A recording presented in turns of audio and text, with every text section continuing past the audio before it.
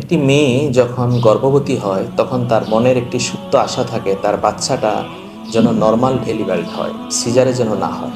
কিন্তু আমরা দেখি কিছু অসাধু ডাক্তার, কিছু অসাধু হসপিটাল কর্তৃপক্ষ তারা শুধু টাকা ইনকাম করার জন্যই একজন গর্ভবতী মাকে সিজার ডেলিভারি করে থাকেন।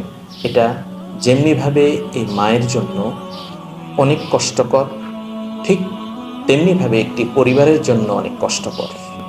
ইচ্ছে করলে নর্মাল ডেলিভারি করা সম্ভব। এই যে দেখুন দর্শক, সমকালের রিপোর্ট, সিলেটে ঈদুল ফিতরের ছুটিতে ৩২৮ নর্মাল ডেলিভারি। কি বুঝলেন? অধিকাংশ চিকিৎসক কিন্তু ছুটিতে ছিল।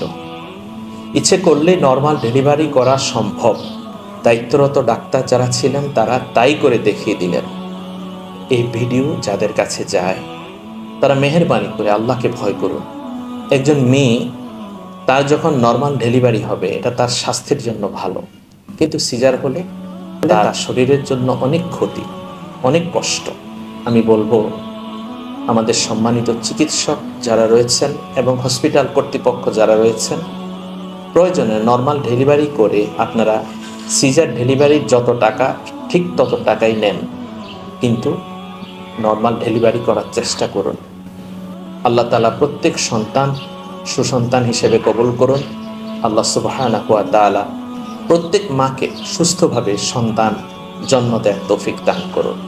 আর বাংলাদেশের প্রত্যেক চিকিৎসককে আল্লাহ তাআলা কবুল করুন এবং আমাদের ভবিষ্যৎ প্রজন্ম যেন আল্লাহর ভয় নিয়ে এই পৃথিবীতে বসবাস করে, আমরা আল্লাহর কাছে সে দোয়াই করছি। প্রত্যেক মায়েদের জন্য মন থেকে দোয়া এবং শ্রদ্ধা রইল। ভালো থাকুন পৃথিবীর সকল মা এবং তাদের সন্তানেরা।